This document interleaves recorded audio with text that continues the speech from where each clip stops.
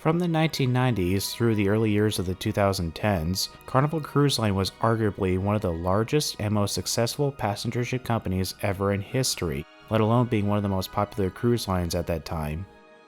Part of the reason why they were able to achieve the success they had over the years is that they created excellent, fun ships that were efficient and very profitable.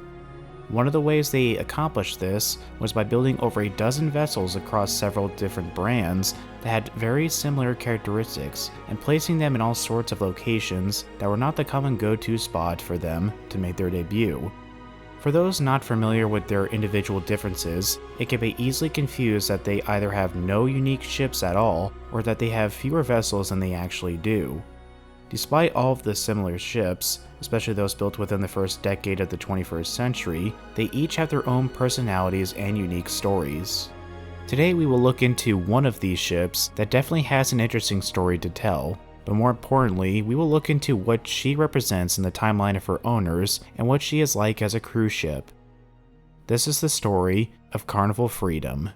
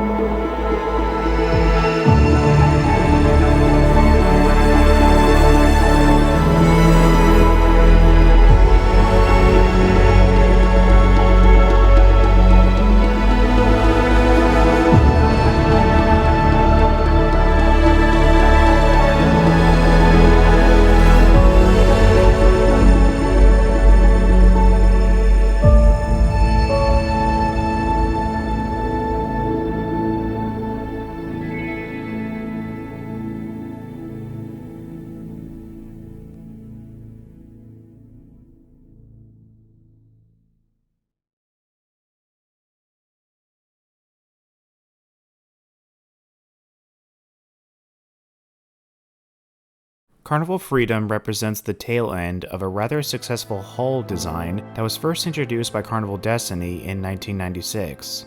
While externally all of these ships are very similar looking, both their interiors and their stories are what separate them apart from each other.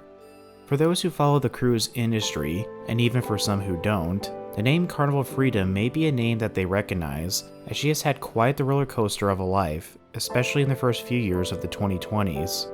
Beyond that, she is another member in a lengthy lineup of very profitable sisters and fleet mates.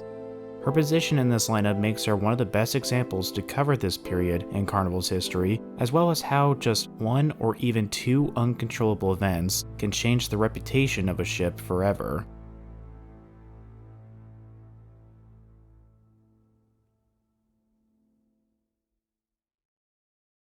Sunday, November 24th, 1996 is a day that is etched into the record books as being the day that a major milestone was breached in the passenger ship timeline. It was the day that Carnival Cruise Line's newest ship, Carnival Destiny, entered service as not only the largest cruise ship ever built to that point, but also the first to exceed the size of the largest ocean liner built up to that time, RMS Queen Elizabeth. She was, additionally, the first ever passenger ship to pass the seemingly impossible milestone of breaking 100,000 tons in displacement. The era of the cruise ship, now more than ever, had clearly arrived. For the general public at large, she was yet another representation of her owner's place as the largest and arguably best mainstream cruise line around at that time. Stepping on board Destiny, one couldn't help but feel that she was an entirely different world from most other cruise ships. Yet at the same time, she didn't seem all that unfamiliar. Yes, the milestones did mean a lot, but her sensational early start in life can be mostly attributed to how well designed she was. Carnival Cruise Line knew this, as well as her chief interior designer, Joe Farkas. His signature style called entertainment architecture, though sometimes seemingly over the top, was a home run. Equally successful was the General Arrangement Plan, or GAP, which is the layout of the vessel. As a result of the early boom, 2 additional sisters were ordered. They would carry the design even further by adding an additional deck and more cabins. These sisters were Carnival Triumph, and Carnival Victory. They were very successful in those early years, but, more importantly, they were very profitable and efficient. The Destiny class had lived up to the expectation. Rather than being a one-off class with that particular design, Carnival decided that it would be best to build upon the Destiny design.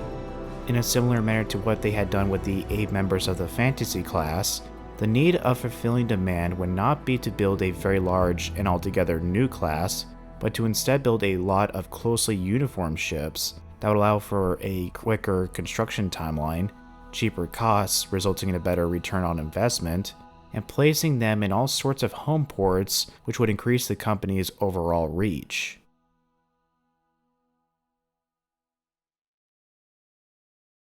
The first of Carnival's ships to be built with an improved and expanded Destiny design was actually ordered under the previous class's name, but she would have many changes added that would make her, in some ways, different. The new changes included a 59-foot expansion, which had allowed for additional and expanded public rooms, as well as an additional 166 cabins. This increased the overall capacity by 490 people and the gross tonnage by nearly 8,700. Even with the changes, the design was overall very similar to Destiny, but it was felt that enough had been improved upon to warrant the introduction of a new class. The lead ship in this new class, which entered service in November 2002, was Carnival Conquest. Several sisters followed in Conquest's footsteps in coming years. These included Carnival Glory in July 2003,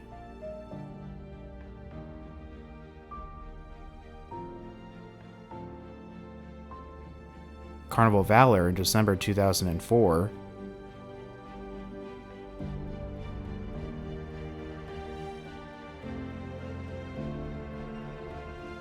and Carnival Liberty in July 2005.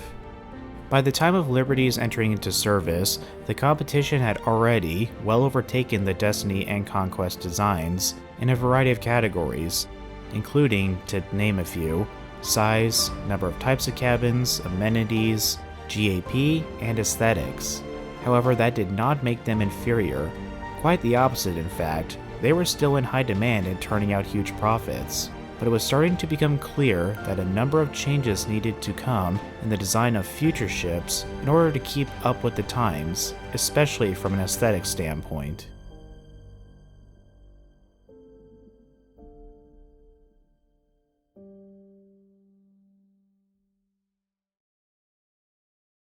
Around the time Liberty was wrapping up her construction phase, Carnival exercised the order to build what would be the culmination of the Conquest class, as she would be the last.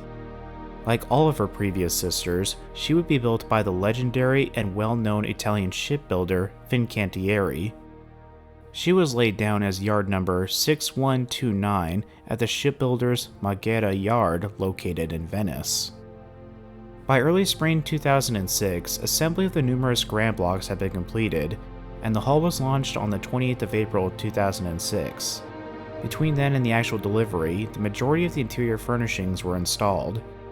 She would have an overall layout similar to her sisters, but would have a signature and custom finish that would make her unique. The theme chosen by Farkas for her interiors was Decades Through the Centuries. In the final months of construction, 6129 went through her sea trials in order to test many different items, most importantly of which was her seaworthiness. Many inspections were carried out by both the United States Coast Guard as well as the Lloyd's Registry Classification Society. Without them, she would not be able to receive a passenger certificate nor be able to be put out into service. However, all the tests and inspections went well, and by January 2007, the home stretch was in view. On February 28, 2007, Fincantieri officially handed over 6129 to Carnival Cruise Line, and she was christened Carnival Freedom just a week later. The final member of the Conquest class emerged from the shipyard with the following overall specifications: length 952 feet, width 116 feet, displacement 110,320 gross registered tons, decks 18, 13 of which are accessible to passengers. For accommodations, there are a total of 1,487 cabins. 61% of those are classified as outside, while 37% are inside. In terms of categories, 577 are interior, with an average floor space of 195 square feet, 355 are window or ocean view, 489 are balconies, 56 are suites with an average square footage of 350, and 10 are penthouse suites. For the crew, there are a total of 634. Double occupancy for passengers totals at 2,980, and maximum capacity, including crew, is 4,914 people. Freedom follows the so-called sandwich design, which consists of passenger cabins being placed into the lower decks, the majority of the public rooms as well as the lifeboats sitting above those, and the rest of the passenger accommodation sitting above that. Working our way from bottom to top, we start with Deck 1, or Riviera. Located here are interior and ocean view cabins. Deck 2, or the main deck, is virtually the same as 1. Up on the lobby deck, working forward to aft, is the lowest level of the 3-story high Victoriana Theater, the lowest level of the atrium, named the Millennium Lobby, an art gallery, the lowest level of the Chick Restaurant, as well as the lowest level of both the Decades Atrium and the Posh Restaurant. On the port and starboard sides, running most of the length of the ship, is the exterior promenade. On the Atlantic deck is the second level of the theater, the second level of the Millennium Lobby, the upper level of the Chick Restaurant, the Hahana Bar, the second level of the Decades Atrium, the upper level of the Posh Restaurant, another exterior promenade on the port and starboard sides, and several variations of lifeboats, 26 in all. The last of the lower public decks, Promenade, features the highest level of the theater, a variety of shops, the highest level of the Millennium Lobby, the Babylon Casino, several bars, the highest level of the Decades Atrium, and the International Lounge. Located all along the majority of the starboard side is the interior promenade, known on Freedom as the Centuries Promenade. First pioneered on holiday in 1985, this promenade not only serves as a walkway, but as a way to connect different venues, as well as providing an exciting atmosphere. The upper, Empress, and veranda decks consist of interior, balcony, and suite cabins. Up on Lido are more interior and balcony cabins forward.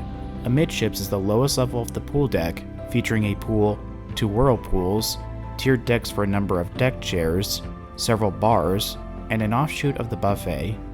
Behind this is the lowest level of the Freedom Restaurant, which is the main buffet.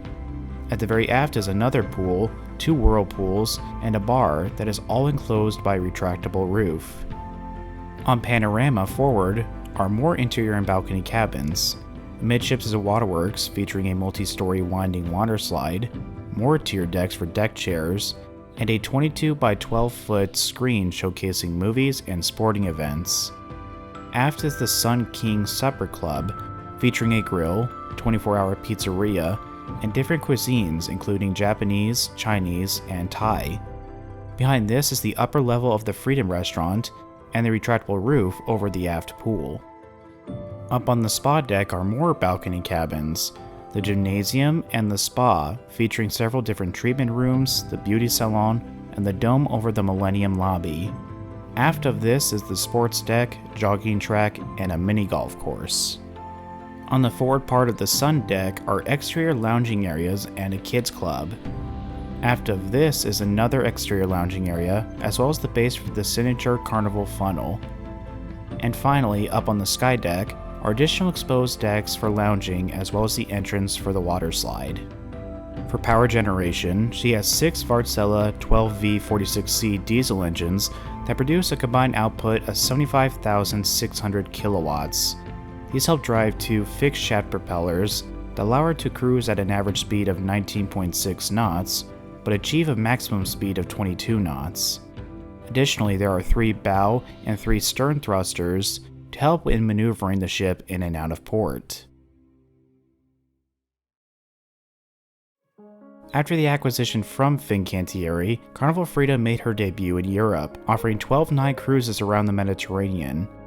Her maiden voyage commenced on the 5th of March 2007 out of the port of Civitavecchia.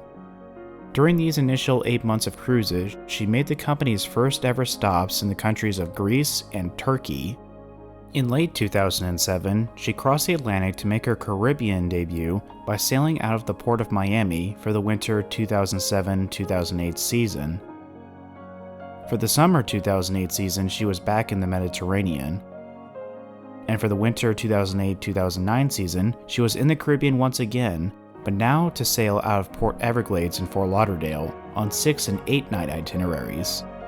After being on a little bit of a tour showcasing the latest from Carnival for the previous 2 years, she would now remain in the same area for longer than a single season.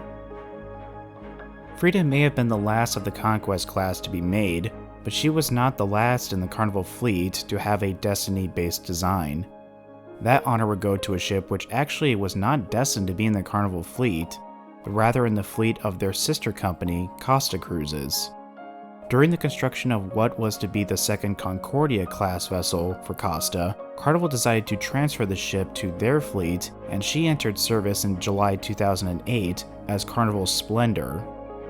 With the exception of 4 more Concordia-class ships for Costa, Splendor was the last of the heavily Destiny-based vessels for Carnival Corporation. Tastes had drastically changed since the series first began, especially from an aesthetic standpoint. However, one thing that was still very much sound, proven, and popular was the GAP. In the coming decade, after both Freedom and Splendor entered service, Carnival Corporation would launch another 2 classes consisting of 9 ships, 6 of which were Carnival Cruise Lines, that featured an expanded but somewhat similar GAP, but with a vastly more modern exterior design and interior finish. In March 2014, Freedom was dry docked for both routine maintenance and to receive some upgrades. This was a part of Carnival's fleet-wide Fun Ship 2.0 campaign. Some of the things added to her were several of the signature bars, including the Red Frog Pub, as well as Guy's Burger Joint and Playlist Productions. In addition to the new venues, several suites were added and the pool deck was given a refreshed look. Not long after the completion of her refurbishment, she was repositioned to run cruises out of the port of Galveston in February 2015. On February 3, 2019, she once again went into dry dock in Freeport to go through another upgrade, which saw the removal of the old water slide with a proper waterworks completed with 2 water slides and a children's splash zone. Additional dining options were added, as well as new carpeting, tiling, and various forms of general maintenance. By early March, she was back in service, still running itineraries out of Galveston. In the wake of the shutdowns of 2020 and 2021, Freedom resumed normal service in October 2021 when she departed on an 8-night Eastern Caribbean cruise out of the port of Miami. The stops included St. Martin, St. Thomas, San Juan, and Amber Cove. In spring 2022, she was relocated from Miami to run cruises out of Port Canaveral. In mid-May 2022, Freedom departed Port Canaveral, carrying 2,504 passengers and 972 crew members. It was to be a fun 5-night Caribbean cruise, which included a stop at Grand Turk. The last thing anyone expects on any cruise is for something to go drastically wrong. Unfortunately for both the passengers and Carnival Freedom herself, that is exactly what happened on this itinerary.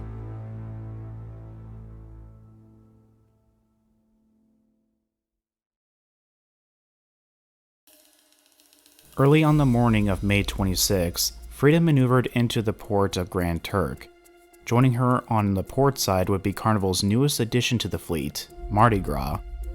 As Freedom was being tied up at the pier, spectators watched as the gangways were pulled out and the ship secured. At roughly 7:30 a.m., as passengers on Freedom looked on, shouts came from across the pier from those on Mardi Gras. All those on board Freedom heard was, "Your ship is on fire!" To the horror of everyone in the area, the starboard side of the iconic funnel had started emitting thick clouds of black smoke. Within minutes of the first report, the entire right side of the whale tail was consumed by flames. Passengers were immediately ordered to go to their muster stations as the crew assessed the situation and started to fight the flames back. About 1 hour and 10 minutes after the first report, passengers were given the all-clear to go ashore, and the entirety of that part of the upper decks was roped off. By early midday, it was all over. Most of the funnel had been spared, but the entire right side of the whale tail was gone. All that remained were parts of the exhaust pipes. Debris littered the entirety of that part of Deck 11. Thankfully, no one was killed or injured, and the damage had been isolated to just the right side of the funnel. Fleet Operations in Miami was immediately notified of the situation, and they sent a team out to assess what damage had been dealt. The shipyard located in Freeport was also notified, as it was clear that repairs were going to be needed, and they were the first choice to carry out such repairs. As a result, it was announced that Freedom would not be departing that night as originally scheduled.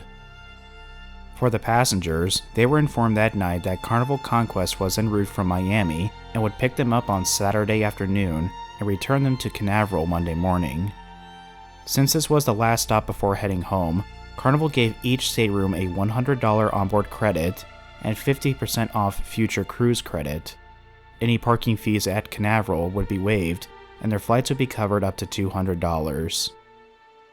Conquest's 3-night cruise starting on May 27th had to be cancelled, and the itinerary starting on the 30th was shortened by a day due to her having to transit back from Canaveral that morning. After the passenger transfer, Freedom made her way over to the Grand Bahama shipyard for emergency repairs, which saw her tail completely removed.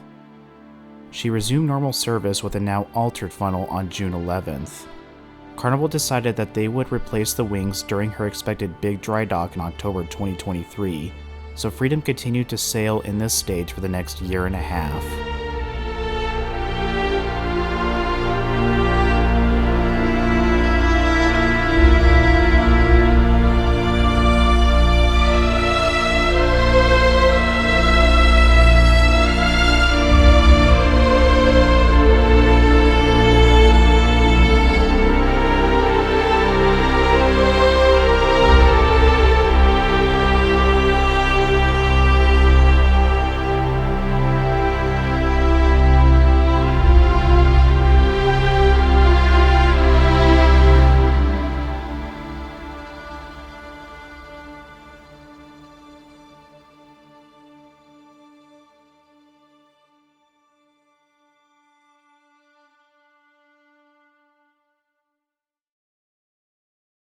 In late September 2023, she departed Canaveral on a transatlantic voyage to the shipyard in Cadiz, Spain for her long-awaited dry dock.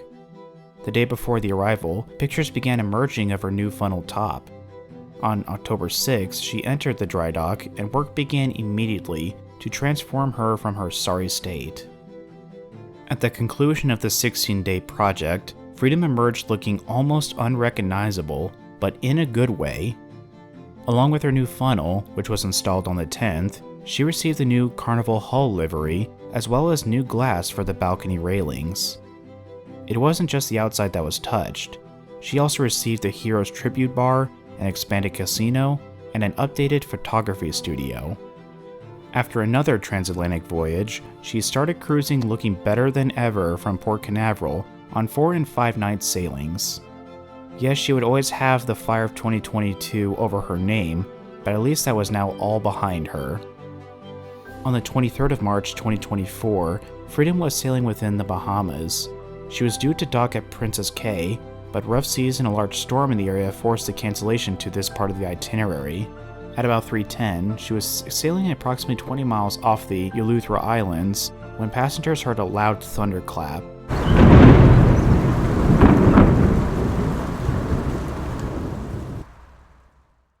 Within minutes, it was reported that the port side of the whale tail was emitting smoke. In an unbelievable stroke of bad luck, Freedom's funnel was once again on fire, only several months after its replacement. Quick efforts by the crew as well as the storm in the area prevented another repeat of the 2022 fire, but it still took about 2 hours before the all-clear was given.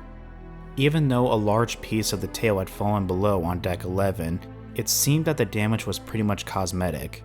To be on the safe side, she was rerouted to stop at the Freeport shipyard to get a better assessment of the damage. Unfortunately, the damage was a lot worse than expected. As a result of the findings, the following 2 cruises were cancelled, and passengers received a full refund and 100% future cruise credit. On March 25th, a defeated Carnival Freedom sailed into Port Canaveral, once again with a damaged reputation. After disembarking her passengers, she sailed back to Freeport to have the damaged wings removed. The result of the emergency dry dock was an altered funnel very similar to what she had received following the 2022 fire. She resumed service once again on April 4th. As of the making of this video, Carnival Freedom is continuing to sail for Carnival Cruise Line. Her upcoming itineraries are 4 and 5 night Caribbean cruises out of Port Canaveral. It is still unclear as to if or when her funnel will be replaced. Notwithstanding her early successes, Freedom's position in the Carnival fleet does not allow her to truly stand out.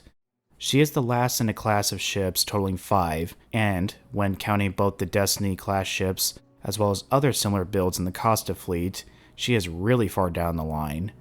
However, as previously stated, that does not make her a bad ship, an afterthought, or an outcast. Part of the reason why there were so many members of these similar-looking classes is that they worked, and they worked well. Freedom may be towards the tail end of that, but she still had a good early life. Being nearly 20 years old at this point, she still has her share of positivity, although, as is typical with all ships, most of that early fanfare is now gone. But, unfortunately, like a number of passenger ships of the past, her legacy many decades from now will probably be that of the events that she had no control over, which in her case are the funnel fires of 2022 and 2024. Hopefully, in whatever year she has left, she will be able to continue to bring forth memories and stories of not only positivity, but also redemption. Carnival Freedom may have somewhat of an interesting and ironic story, which will forever cement her in the history books, but looking beyond that, she is still a good cruise vacation option that also happens to be an excellent representation of the tail end of what could be considered one of the most profitable and successful lineups of cruise ships up to that point, which is responsible for both so many millions of satisfied guests, as well as providing the needed information for the development of even more successful ventures to come in the cruise industry.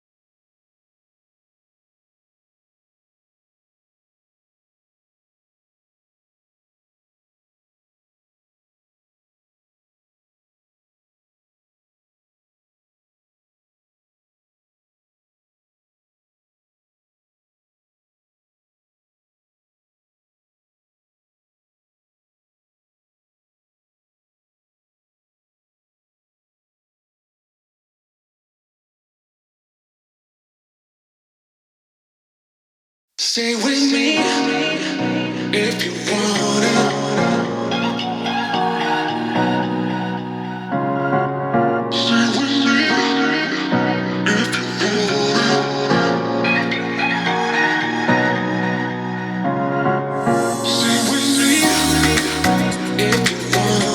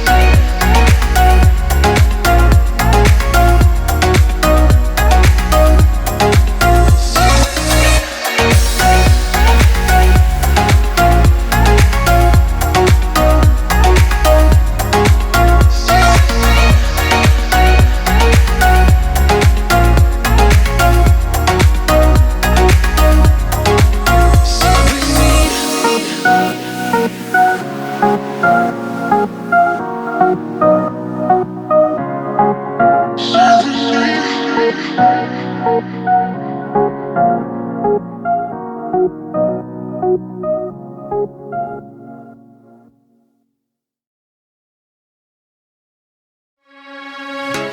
the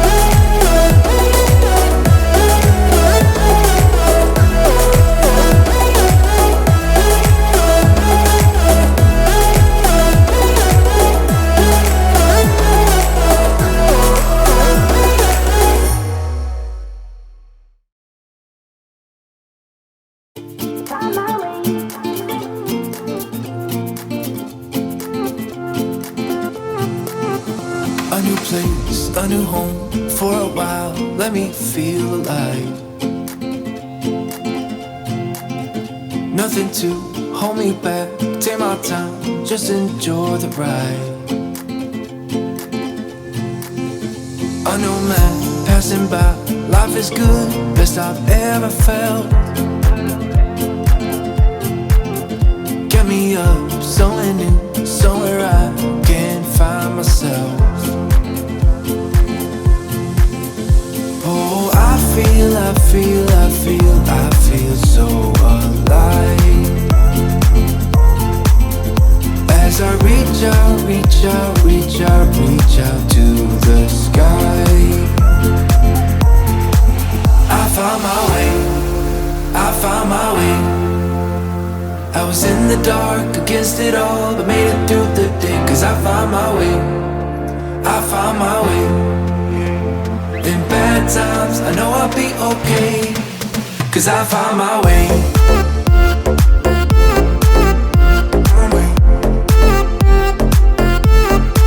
Cause I found my way.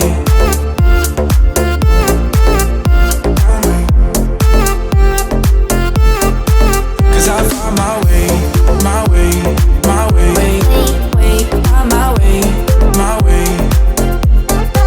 Cause I found my way, my way, my way. Find my way, my way. I found my way, I found my way. I was in the dark against it all, but made it through the day. Cause I found my way, I found my way. In bad times, I know I'll be okay. Cause I found my way.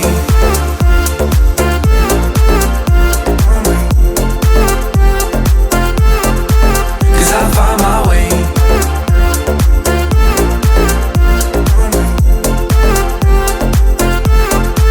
Cause I found my way, my way, my way.